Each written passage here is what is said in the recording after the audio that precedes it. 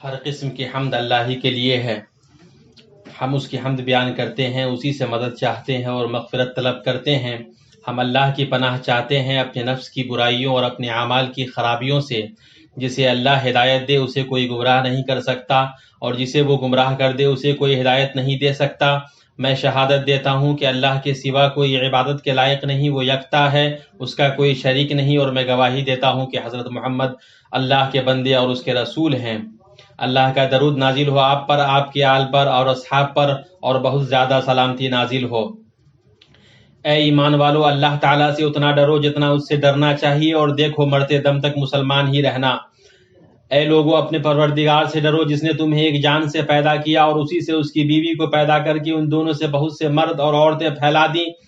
اس اللہ سے ڈرو جس کے نام پر ایک دوسرے سے مانگتے ہو، اور رشتے ناطے توڑنے سے بھی بچو، بے شک اللہ تعالیٰ تم پر نگہبان ہے۔ اے ایمان والو، اللہ تعالیٰ سے ڈرو اور سیدھی سیدھی سچی باتیں کیا کرو، تاکہ اللہ تعالیٰ تمہارے کام سنوار دے اور تمہارے گناہ معاف کر دے، اور جو بھی اللہ اور اس کے رسول کی تابع داری کرے گا اس نے بڑی مراد پالی۔ اما بعد، اللہ کی کتاب میں اللہ کے اچھے ناموں میں سے مومن ہے، جیسا کہ اللہ نے اپنا وصف بیان کرتے ہوئے فرمایا ہے، وہی اللہ ہے جس کے سوا کوئی معبود نہیں، بادشاہ نہایت پاک، سب عیبوں سے صاف، امن دینے والا، نگہبان، غالب، زور آور اور بڑائی والا۔ پاک ہے اللہ ان چیزوں سے جنہیں یہ اس کا شریک بناتے ہیں۔ مومن، جس کے معنی سے امان کا معنی مشتق ہے کہ اللہ ہی اپنے مومن بندوں کو دنیا میں طمانینت اور انس کے ذریعے امن عطا کرتا ہے، جس کو بندے اپنے دلوں میں اللہ رب العالمین پر ایمان اور اس کی توحید کے ذریعے محسوس کرتے ہیں۔ اسی طرح اللہ ہی کی ذات ہے جو اپنی تمام مخلوق کے لیے رزق عطا کر کے اور مصیبت دور کر کے ہر وہ چیز محفوظ کر دیتی ہے جو ان کی مقررہ موت تک ان کی زندگی کی بقا کو مامون کر دیتی ہے۔ اللہ کے بندو، اچھی زندگی کے مقاصد میں سے امن و امان ہے۔ انسان ایسی حالت میں کیسے زندگی گزارے گا جس میں امن اور استقرار نہ ہو، اور اس کی زندگی کیسے خوشگوار ہوگی جس میں امن نہ ہو؟ یہ ہر معاشرہ کی ضرورت ہے جہاں وہ شرور و فتن اور آفات سے محفوظ رہے۔ اسی کے ذریعے اطمینان و سکون اور ترقی و خوشحالی حاصل ہوتی ہے۔ اسی سے مفادات کی درستگی اور جانوں اور عزت و دولت کی حفاظت، راستوں کی سلامتی اور حدود کا نفاذ ہوتا ہے۔ اس کی عدم موجودگی میں حقوق کا ضیاع اور مفادات معطل ہو جاتے ہیں، انارکی پھیل جاتی ہے، طاقتور کمزور پر مسلط ہو جاتے ہیں، لوٹ کھسوٹ، خونریزی، پامالی عصمت کے علاوہ اور بھی بے امنی کے مناظر معاشرے میں رونما ہوتے ہیں۔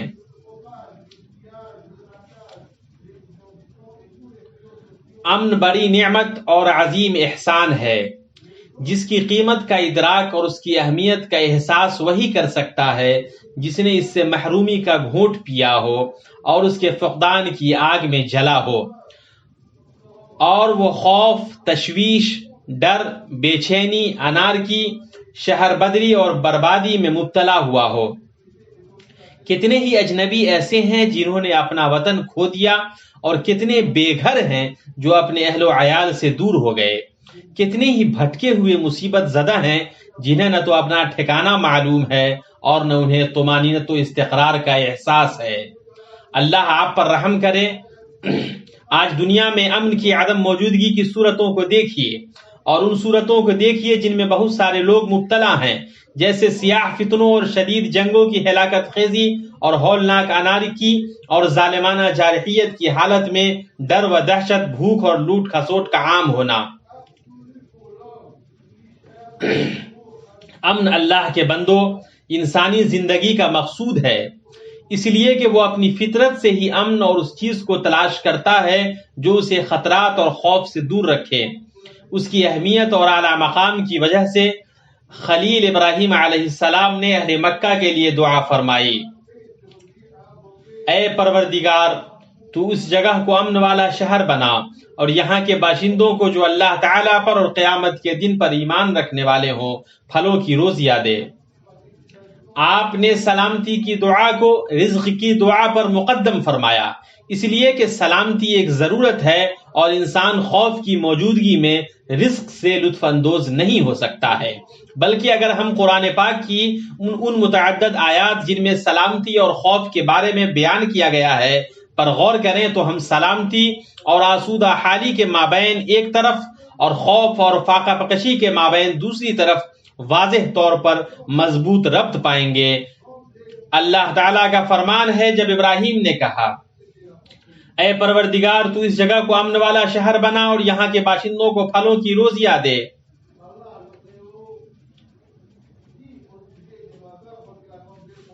اللہ تبارک تعالیٰ نے قریش پر اپنے احسان اور فضل کو بیان کرتے ہوئے فرمایا جس نے انہیں بھوک میں کھانا دیا اور ڈر اور خوف میں امن و امان دیا۔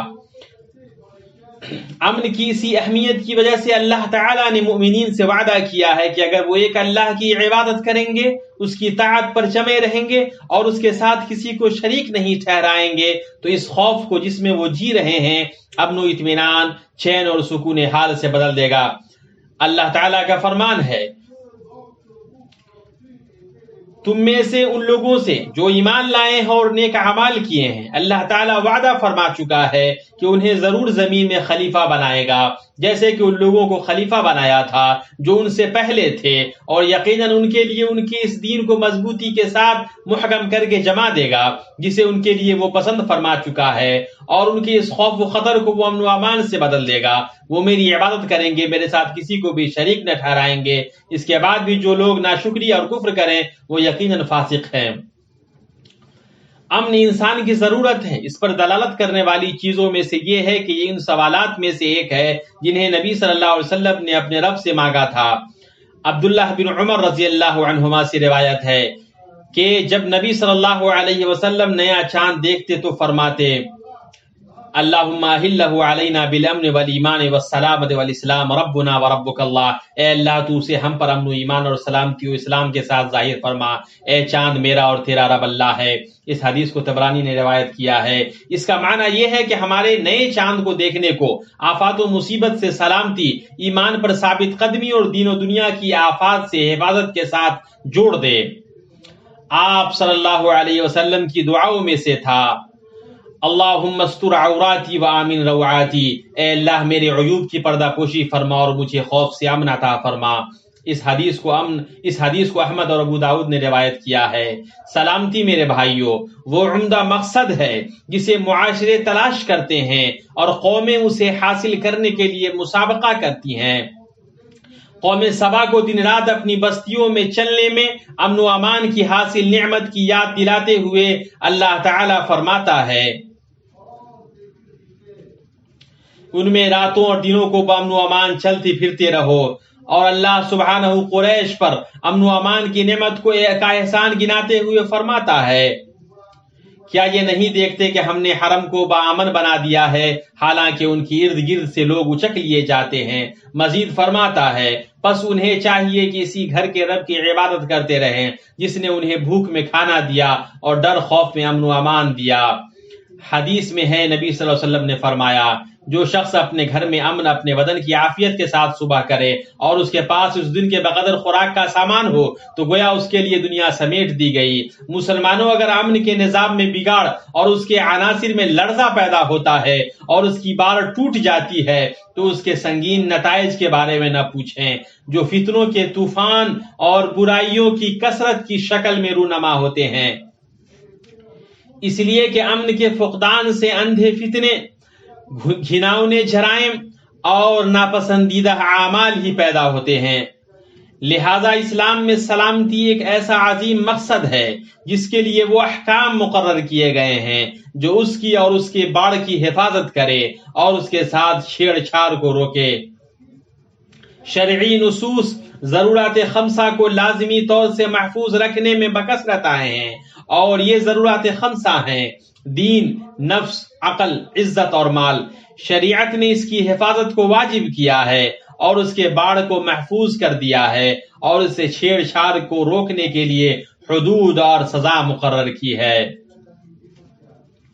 بلکہ اسلام نے اس عظیم فضل کی حفاظت کے لیے ہر اس عمل کو حرام قرار دیا ہے جو امن، سکون اور استحکام کو درہم برہم کرے، اور ہر ایسے اقدام سے متنبہ کیا ہے جس سے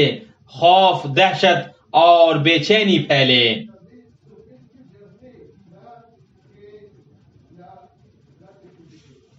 میں اپنی یہ بات کہتا ہوں اور اللہ رب العزت سے اپنے لیے اور آپ کے لیے مغفرت طلب کرتا ہوں، آپ بھی اس سے مغفرت طلب کریں تمام گناہوں سے، بے شک وہ معاف کرنے والا غفور الرحیم ہے۔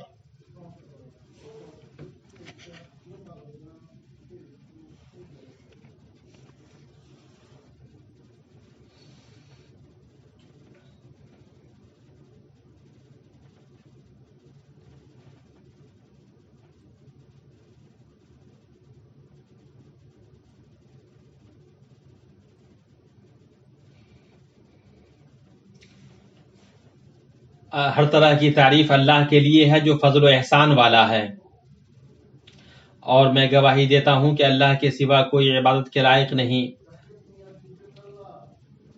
اور وہ منان ہے، اور میں گواہی دیتا ہوں کہ محمد اللہ کے بندے اور اس کے رسول ہیں۔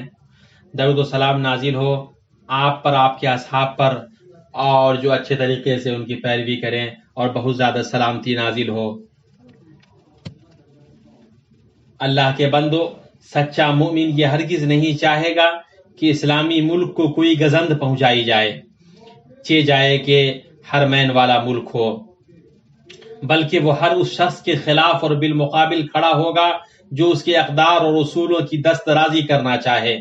یا اس میں انتشار پھیلانا چاہے، یا ان لوگوں کا ساتھ دینا چاہے جو استقرار کو درہم برہم اور امن کو بگاڑنا چاہیں۔ اس میں کوئی تعجب کی بات نہیں ہے، کیونکہ ہمارے معاشرے میں امن اور استحکام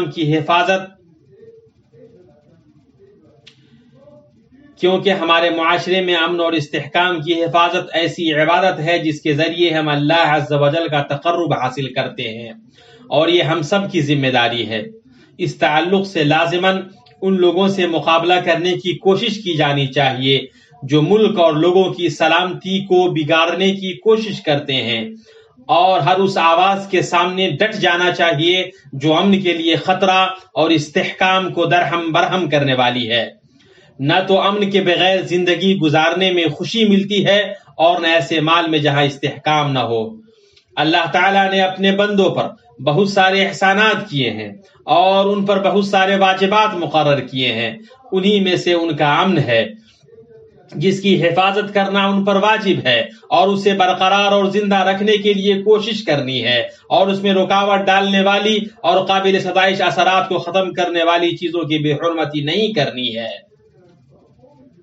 مسلمانوں، اس میں کوئی شک نہیں ہے کہ جو لوگ مسلمانوں کو ڈراتے ہیں، ان کے امن میں خلل ڈالتے ہیں اور ان کے معاشی مفادات کے لیے خطرہ بنتے ہیں، تو ان کا یہ عمل زمین میں بگاڑ پیدا کرنے والے سب سے بڑے کام میں سے ہے۔ اللہ کا فرمان ہے،